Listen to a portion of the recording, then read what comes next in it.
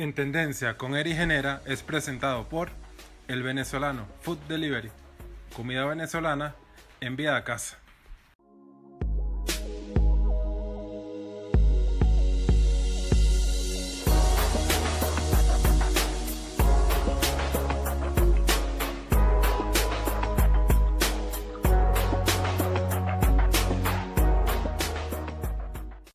Para mí un gusto tener en el programa de hoy a un compatriota venezolano, hombre de medio de comunicación, periodista.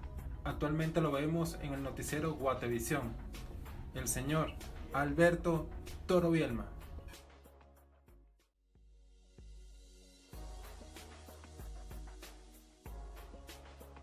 Hola Eric, muchísimas gracias. Gracias por la bienvenida, gracias por la invitación y felicitaciones por este proyecto. Gracias. En cuarentena nos nacen muchas ideas y la finalidad de todo esto es apoyarnos entre nosotros mismos para que esto sea un éxito. Y de verdad los felicito, gracias por tomar esta iniciativa y bueno, por adelante, aquí estamos. Muchísimas gracias, para mí es un placer tenerte aquí y más cuando se trata de comunicación para que toda nuestra audiencia conozca el ámbito, cómo estamos ahorita y sobre todo para conocer un poco más de ti. Antes que nada, te quiero dar las felicitaciones porque en Venezuela se celebró el el día del periodista, al fin de mes de junio. Entonces te extiendo mis felicitaciones y muchísimas gracias y éxitos aquí en Guatemala porque he visto que has emprendido de una buena manera y de verdad que te felicito. Gracias a ti, gracias. ¿Cómo estás? ¿Cómo te sientes? ¿Cómo estás en esta pandemia? Ya que estás en el mundo informativo, ¿qué nos puedes contar? Bueno, la verdad me siento bien, gracias a Dios. Estamos pasando por una situación muy difícil, apoyando a todas las personas que se me han acercado en alguna oportunidad. Por otro, nos formamos como periodistas, nos convertimos en servidores públicos y de alguna u otra manera tenemos que colaborar con la sociedad. No hablo de una colaboración económica, no, sino apoyarnos mutuamente porque en estas situaciones donde debemos expresar nuestra solidaridad, en esta y otras situaciones, venimos de un país en crisis, sé lo que es vivir en crisis, lo que es vivir en hiperinflación, pero eso es producto de un sistema político, esto es completamente diferente, esto es una pandemia, y la idea es apoyarnos mutuamente como ciudadanos, como paisanos en esta oportunidad que recibimos acá en Guatemala y también agradecer el respaldo que he recibido de parte de los guatemaltecos y de la misma manera estoy haciendo yo de brindar ayuda y brindar un apoyo a todas esas personas que le están echando pichón en este momento, que sé que es duro para muchas familias acá en Guatemala. Sí, importante que hagas esa labor ahorita, más que es tu trabajo, pues que tengas informado a todas las personas, porque de verdad que mucha desinformación, aparte hay mucha inestabilidad en cuanto los cuidados que se deben tomar para la pandemia, ¿verdad? Es así, ahorita le llaman a eso infodemia, cuando estamos con mucha información sobre un mismo tema, así lo calificó la misma Organización Mundial de la Salud como infodemia, que son las noticias falsas en plena pandemia, y han surgido muchísimas, porque ahorita con el uso de las nuevas tecnologías todos podemos comunicar de alguna u otra manera, pero hay algunos que lo hacen con otra intención, con intención de ganar un like, con intención de ganar una visita en su blog, titulando de una manera alarmante algún tipo de situación que se esté registrando en una localidad. Y bueno, la idea de todo esto es informar y estar comprometidos con la verdad y aprovechar los canales de difusión para hacer bien nuestro trabajo y ofrecer una noticia, porque yo le digo a mis alumnos, una noticia es un hecho que estamos verificando, es un hecho que ya fuimos hasta el lugar para verificarlo y para corroborar que sea así, y ya llamamos a las protagonistas de ese hecho para confirmar esta información, y allí es cuando convertimos una información o un hecho supuesto, lo convertimos en noticia. Por eso es que hay que cumplir con todos los parámetros establecidos dentro del periodismo para poder evitar esa sobreinformación, esa infodemia y las noticias falsas que se están registrando mucho a través de las redes sociales. Tú que tienes conocimiento, obviamente porque estás dentro de la noticia y conoces todo lo que es la pandemia, ¿cómo haces tú en tu vida personal para sobrellevar esa carga que te trae la noticia en cuanto al número de contagiados, en cuanto a los cuidados que se tienen que tomar para evitar la pandemia? No, bueno, yo me ando acá en casa, yo y en las oportunidades que he salido que exclusivamente a comprar comida porque ha sido necesario, y cuando voy al canal siempre utilizo mi mascarilla, también utilizo una careta, ¿ok? Que lo recomiendan, algunos dicen que no hace falta, pero yo para prevenir igualito la uso, y es cuidarnos, estar pendiente del distanciamiento social, estar pendiente de lavarnos las manos cada cierto tiempo con agua y jabón. Yo cargo también mi antibacterial en el bolso, tengo un par de guantes en caso de que sea necesario también utilizarlos, pero tanto en el canal estamos cumpliendo con las medidas de prevención y aquí en casa. De hecho, yo tengo los zapatos en la entrada de la casa, porque en eso consiste. Y bueno, y tanto así que estamos divididos en dos grupos. 15 trabajamos en casa, 15 días trabajamos desde el set de noticiero Guatevisión. Ninguno de los grupos coincidimos para eso, para prevenir algún contagio dentro del canal y también para dar el ejemplo de cómo se puede prevenir este coronavirus, porque la verdad las cifras son alarmantes. Ayer alcanzamos los 20.000 casos en Guatemala, cuando los 2, 3 primeros meses los casos eran 10, 12, 16, desde el 13 de marzo, ahora resulta que los casos son detectados al día, son 300, 400, 500. Entonces la idea es cuidarnos nosotros mismos y de esta manera cuidamos a las personas que nos rodean y nos cuidamos entre todos. Buenísimo. ¿Tú crees que este sea el punto más alto de la pandemia? Ayer justamente entrevistábamos a una infectóloga en el noticiero Guatevisión, que es la experta en este tema, y ella afirmaba que todavía no estamos en el punto de quiebre, por así llamarlo, que eso se podría registrar según sus propias estimaciones en la tercera semana de julio, pero son los expertos los que están ofreciendo ese tipo de información. En esta entrevista que se realizó el día de ayer decía que todavía no hemos alcanzado ese pico y que lamentaba que muchas personas no están cumpliendo con las medidas de prevención, y hacía el mismo exhorto que estamos haciendo todos a cumplir con esas medidas de prevención para evitar la propagación de este virus, que es mortal. Es mortal. Muchas personas creen que es una simple gripe, pero este virus es mortal, ha cobrado muchas vidas, y no solo de adultos mayores, también de jóvenes, de niños. El día de hoy se registró también la muerte de un bebé por COVID-19 acá en Guatemala. Entonces, qué terrible. Eso ya sería información de los expertos, pero bueno, comparto lo que nos ofrecieron el día de ayer, lo que nos informó esta infectóloga a través de la emisión estelar. Quise andar en este tema ahorita, ya que, bueno, es el punto máximo de información, pues el COVID. Bueno, vamos a entrar ahorita en lo que es tu vida personal, y hablando de periodismo, yo quisiera saber que le cuentes a la audiencia cómo te motivaste tú a estudiar periodismo y cuál fue la forma en la cual lograste incursionar en los medios de comunicación primero en Venezuela. Bueno, la historia es algo larga, pero bueno, para hacerte el cuento largo corto, debo decir que bueno, yo nací en el estado Mérida, en Venezuela.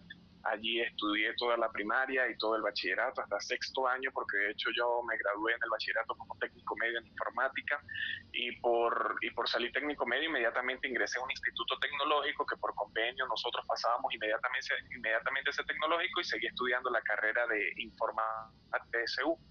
Pero al mismo tiempo yo trabajaba en una radio, o antes de mis 18 años, yo trabajé en 2 emisoras de radio en Mérida, en Cóndor 99.9 FM, que queda en Ejido, Estado Mérida, y en Estudio 102.7 FM, que queda allá en la capital, en la ciudad. Y en ambas era, por decirlo de alguna manera, la voz infantil y juvenil. Nosotros éramos 3 personas y representábamos el programa juvenil. Se llamó, en una radio se llamó Chamocrópolis, en la otra radio se llamó El Magazine de los Chamos. Y bueno, allí tuve experiencia con los medios de comunicación. El Magazine de los Chamos era después del noticiero de Estudio 102.7 FM a las 2 de la tarde. Y yo siempre llegaba antes y compartía en el estudio con los periodistas que estaban en plena emisión del noticiero en radio. Y allí me llamó mucho la atención el tema del periodismo y de la comunicación, pero en Mérida no hay una facultad de comunicación. En la Universidad de los Andes lo hay en el Táchira. Nosotros, no sé si te pasó a ti, cuando nos grabamos de bachillerato presentamos OPSU, que así se le llama en Venezuela, que ingresar a la universidad. No tuve el privilegio de quedar, y tuve como opción comunicación social en el Táchira. No tuve la puntuación que ellos estaban exigiendo para poder tener un cupo en esta facultad, y bueno, decidí después estudiar informática, y ya con 18 años no podía hacer radio porque ya me exigían un certificado de locución para poder hacer comerciales, para poder tener un programa, y ya no era un joven o un niño que iba a representar el Magazine de los Chamos.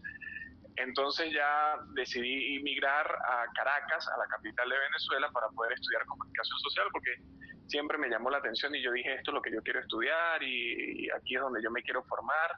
La informática era la tecnología, era el tema de la programación, era el tema de las páginas web, que también me defiendo un poco en eso, en el tema del diseño, en el tema del manejo de las redes sociales, pero no era el punto así fuerte dentro de lo que yo quería, así que yo dije, no, yo voy a estudiar periodismo. Ok. Y así sacamos otra carrera. Y me voy a Caracas y estudio en la Universidad Católica Santa Rosa, comunicación social, ahí pasé 5 años de pregrado, conocí gente extraordinaria, profesores que admiro muchísimo, que les tengo mucho respeto, que hoy en día mantenemos comunicación, mantenemos contacto. Y bueno, acá mientras estudiaba pregrado fue cuando comencé a trabajar en el diario El Nacional.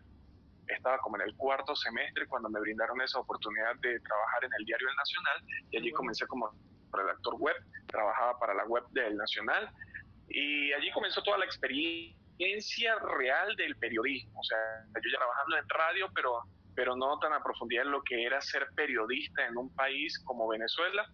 Y aquí conocí también mi jefe, Eduardo Ponte, en el Nacional, me ayudó muchísimo, me brindaron varias oportunidades, independientemente que no estaba graduado, que tenía apenas un cuarto semestre.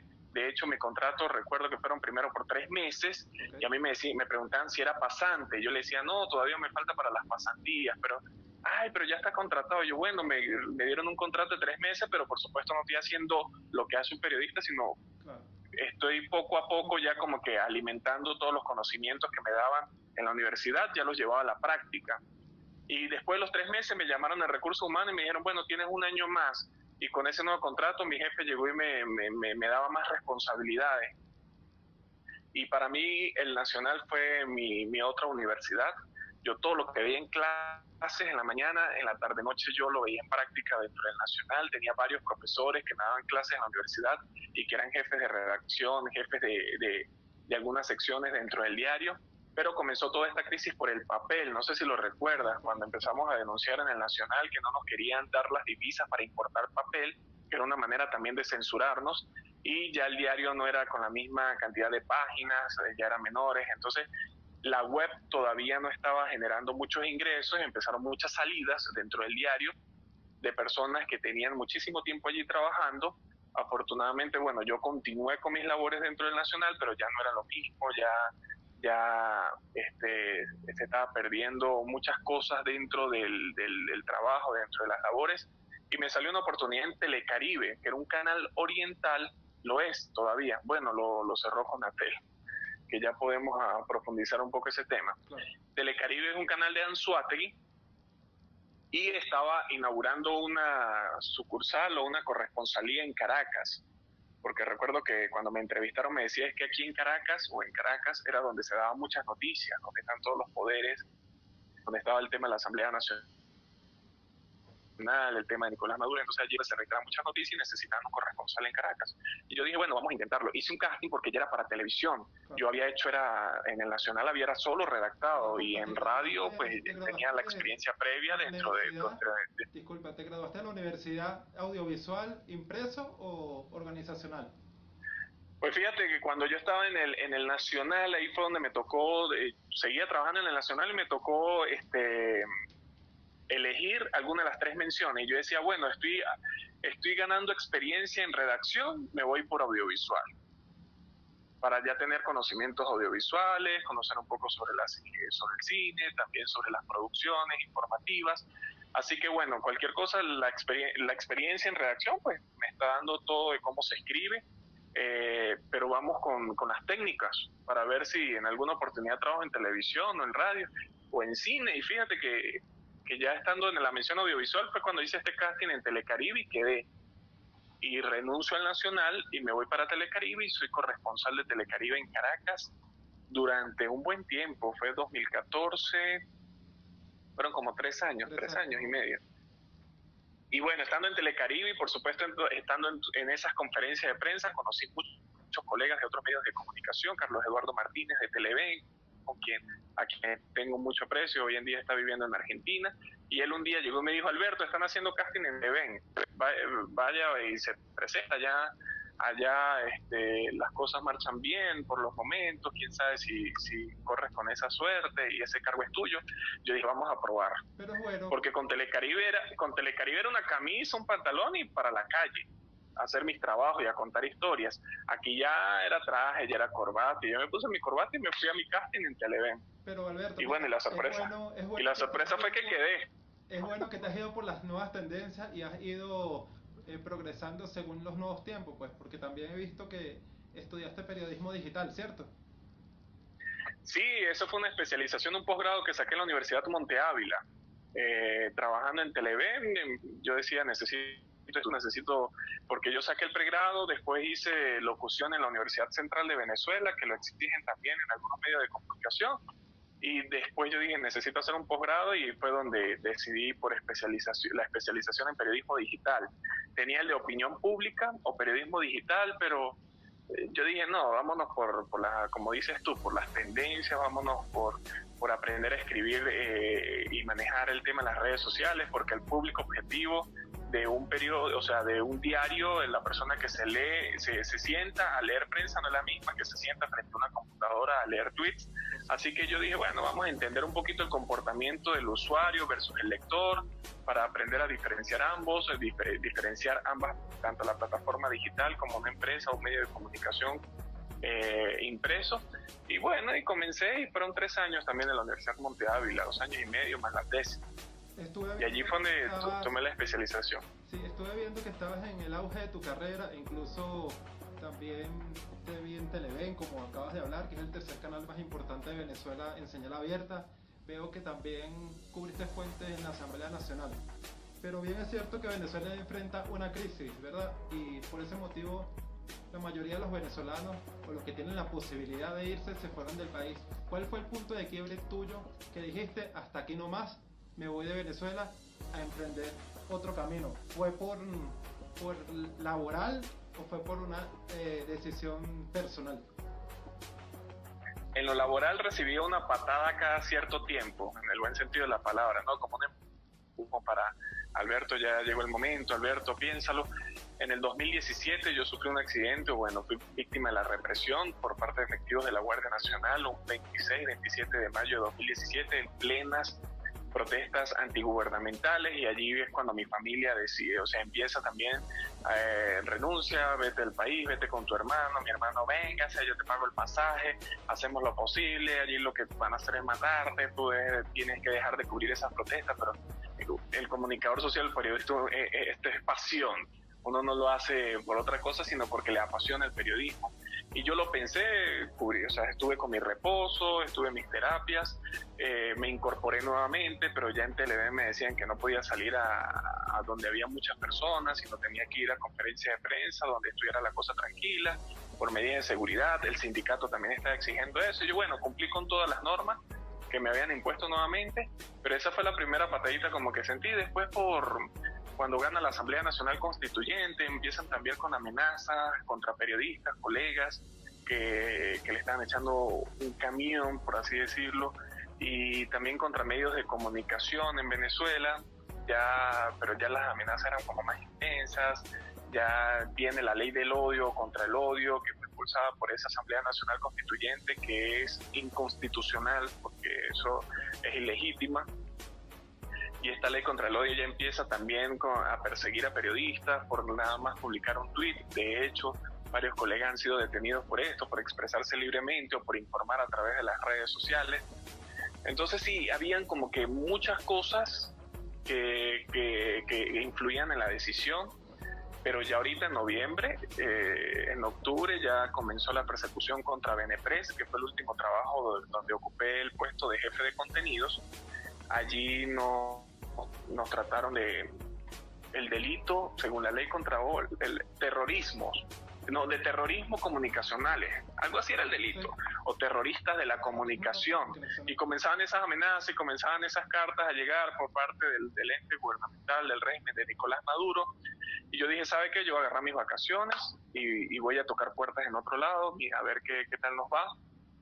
Ahí es cuando me vengo a Guatemala, pero yo venía de visita a conocer el país, me habían invitado. Yo dije, tuve oportunidad para conocer gente del gremio y así fue. Y estando aquí en Guatemala es cuando llega el SEBIN, que es el Servicio de Inteligencia en Venezuela, y nos cierra Benepres. Incauta todos los bienes, el gerente tuvo que salir para Miami porque lo iban a apresar. Entonces yo dije, esto es una señal, ya es hora de decidir. Y yo, bueno, ya estamos aquí, voy a hacer todos los trámites para quedarme, y así fue. Así fue. Afortunadamente he conocido muchas personas que me han ayudado durante todos estos meses, a quienes les agradezco profundamente, y he conocido grandes personas también que de alguna u otra manera han colaborado durante este crecimiento profesional. Buenísimo. ¿Cómo viviste la censura? Porque me estás hablando que ese fue como un punto de quiebre en cuanto a tu profesión. ¿Cómo viviste la censura, o lo que es peor, la autocensura en Venezuela? ¿Alguna vez te autocensuraste? ¿Alguna vez tuviste que decir, no puedo publicar esto? ¿Alguna vez tuviste o pensaste y decir, no puedo escribir esto porque tal vez voy a ser víctima de la represión, de la persecución? Pensé en algún momento no es que no voy a publicar esto, no, yo todo lo publicaba, yo todas las imágenes que captaba también, yo las difundía. Era el tema de cómo trabajar las palabras, ¿no? Para que también llegara la información a las personas. Porque todo instigaba al odio, todo era, no es que es una instigación al odio, hay que tener cuidado con los verbos que nosotros utilizamos. Nicolás Maduro, bueno, ya no es secreto para nadie que es una dictadura lo que se vive en Venezuela.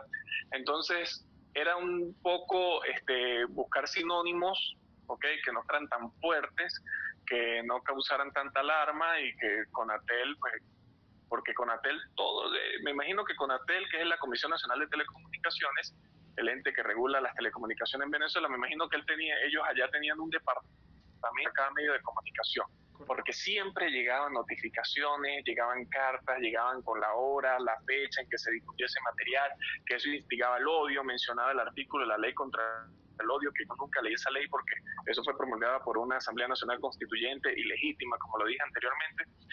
Entonces sí era la manera de cómo manejar las palabras, sobre todo en medio de señal abierta como Televen. Ya cuando pasé a Benepres, bueno, por eso fue que nos decían terroristas comunicacionales, pero nosotros cumplíamos con nuestro trabajo, nosotros cumplíamos y estábamos comprometidos con la verdad, nosotros informábamos tal cual como sucedieron los hechos, ¿no? Es nuestro trabajo, es nuestro deber informar, y eso es lo que le duele a la revolución bolivariana. Sí, mira, algún jefe algún momento te dijo, mira, no puedes hacer esto, no puedes publicar esto, tu material que acabas de llegar no lo podemos publicar porque no nos lo permiten. No. Que me dijeran, no, o sea, no vamos a sacar esto, que yo recuerde, no, pero sí, Alberto, vamos a darle la vuelta a este titular. Alberto, vamos a darle la vuelta a este lead. Que era eso lo que yo te estoy diciendo, era manejar el tema en los términos para que no nos llegara notificación y no fuéramos, porque siempre eran sanciones administrativas, y eso era mucho dinero para la empresa. Y entonces, para evitar eso también, bueno, si uno decidió trabajar en un medio de comunicación, tiene que también cumplir con la línea editorial y cumplir con los jefes. Entonces, de alguna u otra manera, pues sí, o sea, cambiaba algunas palabras, pero a dejar de sacar algo, no pasó. ¿En qué fuente periodística te fue más complicado trabajar? ¿Qué dijiste, wow, esto me tiene cansado, tal vez por la situación, o se te fue a cuesta arriba? La política, porque en Venezuela es un país polarizado, y entonces ibas a una rueda de prensa del gobierno, entonces el gobierno decía una cosa, te ibas a una rueda de prensa a la asamblea decía otra. Sí, la política, ya llegó un punto de que, pero ese tira y dame, o sea, hay que buscar solución. Yo creo que eso cansó en algún momento y sigue cansando a muchos venezolanos. Y en economía, el tema de los datos oficiales, porque en economía pues hay que manejar las cifras oficiales del Banco Central de Venezuela, y cuando yo manejé esa fuente, el Banco Central no emitía ningún dato macroeconómico ni de inflación. De hecho, la Constitución, hay un artículo de la Constitución de Venezuela que dice que los datos macroeconómicos el Banco Central los tiene que publicar periódicamente, y pasaron como casi 3 años en que no publicaban la inflación, y nosotros íbamos a ruedas de prensa del Banco Central con el presidente en ese momento era Nelson Merente, y le decíamos, mira, no estás cumpliendo con la Constitución, tienes que publicar los datos. No, se hacían los locos, iban, venían, no nos respondían, nada más permitían preguntas de Venezolana de Televisión, que es el canal del Estado, o un canal privado, pero ya la pregunta había que filtrarla. Yo creo que en Venezuela en estos momentos cualquier fuente es difícil por el acceso a la información oficial. No tenemos información oficial, o sea, tenemos son cifras de organizaciones no gubernamentales, son cifras de trabajo que han realizado las distintas comisiones de la Asamblea Nacional, pero información oficial que debería tener el gobierno no la tenemos, y cuando la informan... ¿Qué opinión tienes acerca, o tienes viste alguna diferencia? Obviamente que hay un cambio personal en cuanto uno emigra, pues, eso es indudable, porque no estás en tu país, porque las condiciones te cambian. En este caso, que a ti te ha cambiado las condiciones laboralmente, ¿qué diferencias ves tú en cuanto a los medios de comunicación en Guatemala y los medios de comunicación en Venezuela, por ejemplo, audiovisualmente? Bueno, aquí trabajamos en democracia. Importante. Es la gran diferencia de ejercer el periodismo en Venezuela. Aquí se tiene, lo que decía hace unos segundos, se tiene acceso a la información oficial. De alguna u otra manera, los reporteros pues buscan tener esos datos oficiales para bien informar o hacer trabajos de investigación.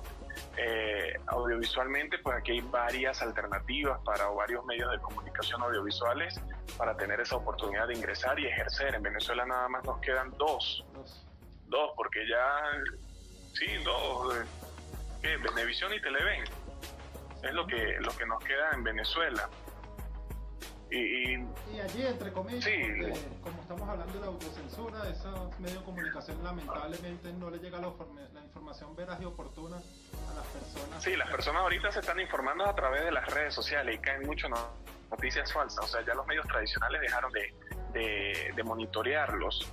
Pero aquí todavía hay esa cultura de seguir los medios tradicionales, de comprar un periódico, tienen una buena cultura informativa en cuanto a medios de comunicación verificados dentro de redes sociales, porque he hablado y he conversado con los alumnos cuando yo les mando a hacer trabajo, o cuando conversamos sobre el ejercicio de la profesión acá en Guatemala, y coincidimos en eso, en que aquí los guatemaltecos saben las marcas que deben seguir, marcas comunicacionales para mantenerse informados. Yo creo que la diversidad de medios de comunicación que todavía existe en Guatemala, a diferencia de las pocas oportunidades que nos quedan en Venezuela, eso es una gran diferencia, y que aquí trabajamos en democracia, ya trabajamos en dictadura, y son dos maneras de ejercer en la profesión. ¿Cuál es la noticia más triste que te ha quebrado internamente, que has tenido que dar, escribir y decir, wow, no quisiera informar esto? En las protestas de 2017 en Venezuela, que fueron como 3 meses de protestas continuas, fue abril, mayo y junio, en donde murieron muchos jóvenes, muchos estudiantes, lamentablemente. Un caso que me impactó muchísimo y me quebró emocionalmente, y fue cuando, no sé si fue un 19 de abril, fue la fecha patria, vuelven a convocar a protestas antigubernamentales, varios puntos, la oposición estaba organizada en ese sentido, y la participación fue masiva, había demasiada gente, muchísima gente, yo nunca había visto tanta gente en mi vida.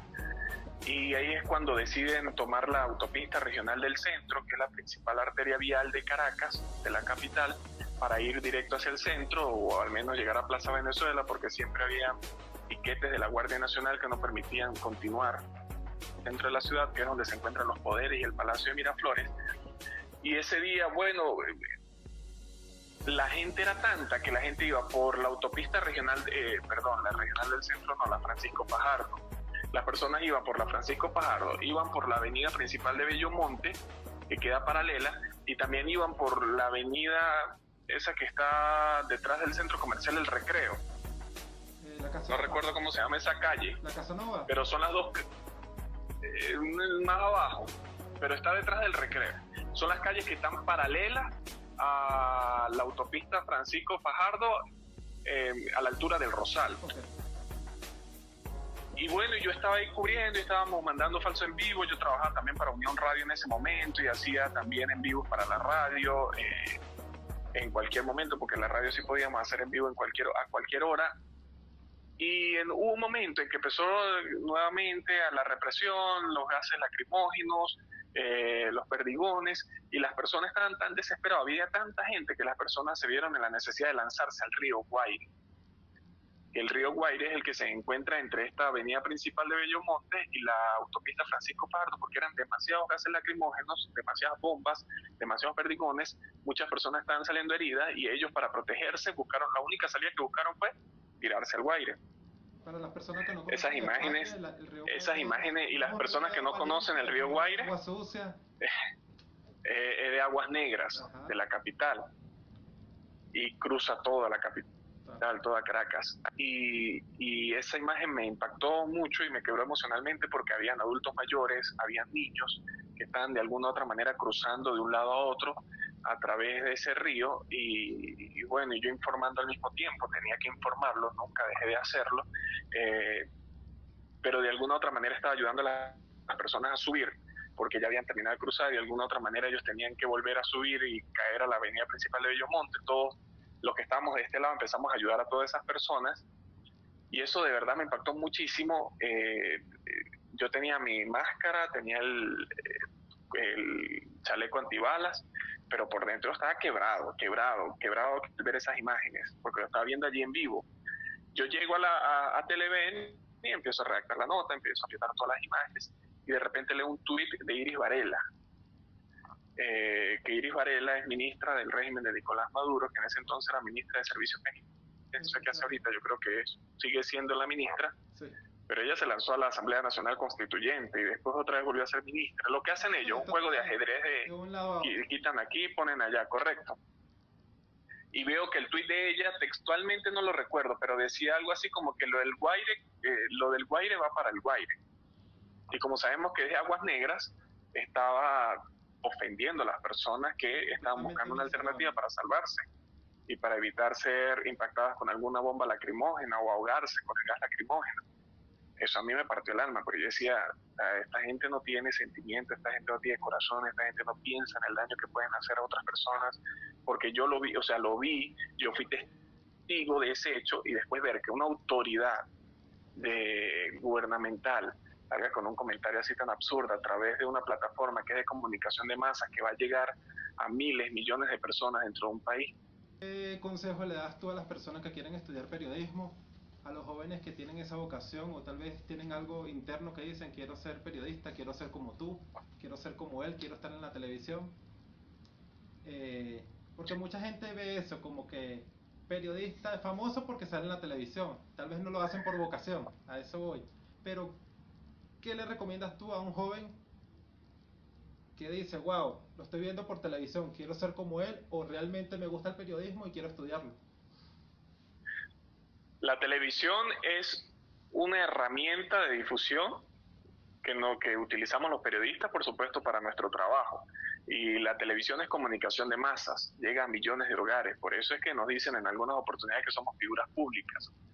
Pero seguimos siendo, bueno, en mi caso yo sigo siendo periodista, sigo siendo comunicador social. Yo amo esta profesión, la respeto muchísimo y cumplo con la ética profesional y cumplo con todas las normas que a mí me enseñaron de periodismo dentro de la universidad, tanto en pregrado como posgrado. El consejo que yo le doy siempre a los muchachos en clase, yo le digo, primero hay que prepararse muchísimo, hay que comprometerse con mantener a la población informada, pero veraz, una información veraz.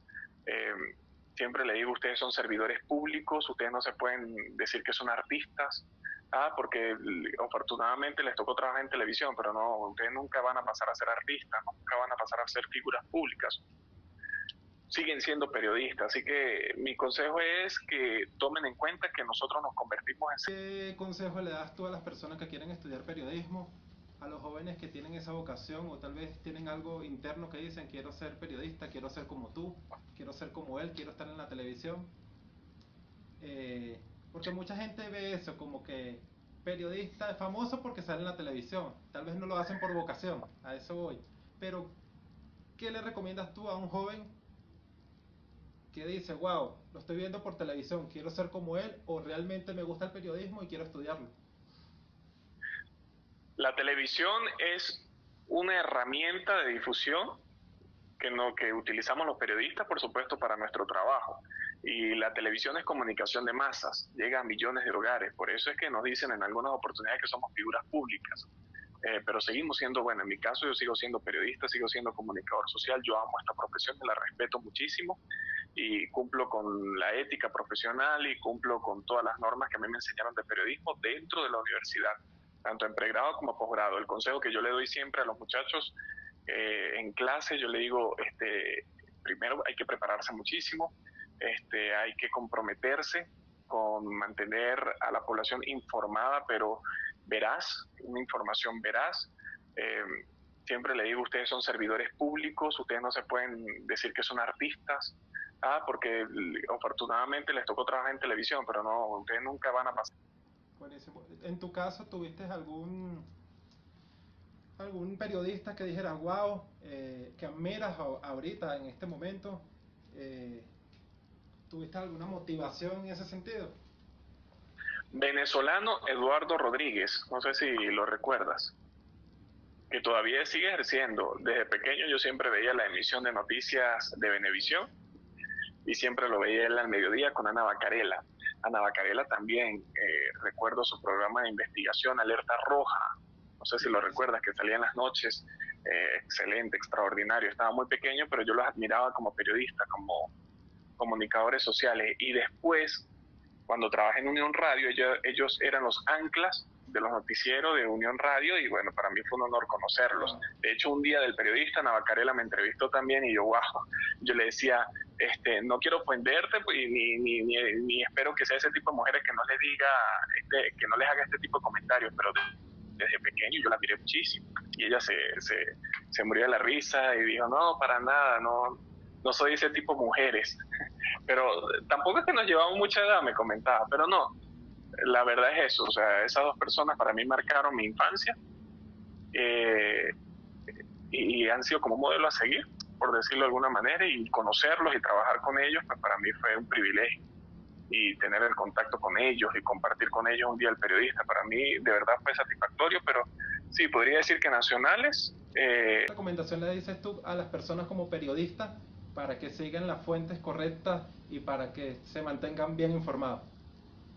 La primera es que dejemos de mandar cadenas a través de WhatsApp, que la cadena, el audio, la nota de voz que me llegó, que es de alguien confiable, que es el primo de la hermana, del sobrino, no dejemos de mandar esas cadenas porque WhatsApp no es un medio de comunicación, puede ser una plataforma de información igual que las distintas redes sociales, pero eso no son medios de comunicación. Tenemos que diferenciar la red social de un medio de comunicación. El medio de comunicación sí trabaja para ofrecer noticias, y lo que yo te decía hace minutos, la noticia es un hecho verificado. Las redes sociales, cualquier persona puede informar por esta vía y desconocemos si está verificando o no está verificando este hecho. Entonces, mi mayor recomendación, si les gusta informarse por redes sociales, que es donde más se registran fake news, tienen que hacerlo con medios verificados. Actualmente Twitter tiene un filtro para verificar medios de comunicación con credibilidad, con autoridad web, que eso se gana, eso no es que de la noche a la mañana ya estás verificado en Twitter, ¿no? Por supuesto. Eso se gana a partir de la receptividad y del engagement que se pueda registrar dentro de las redes sociales, pero ese es mi mayor consejo, o sea, seguir cuentas verificadas en redes sociales, dejemos de compartir imágenes, sobre todo yo he visto que por WhatsApp llegan muchas capturas o muchas imágenes con el logo de un medio de comunicación conocido, acá en Guatemala o en el mundo, y un titular alarmante y por supuesto una noticia falsa, pero como están viendo el logo, el isotipo de esa empresa, de ese medio de comunicación dentro de esa imagen, dentro de esa captura, entonces lo que confían de que es ese medio de comunicación. No, ahí dice Prensa Libre, vámonos a Prensa Libre a ver si realmente Prensa Libre lo publicó, porque cualquier persona puede hacer un montaje, utilizar un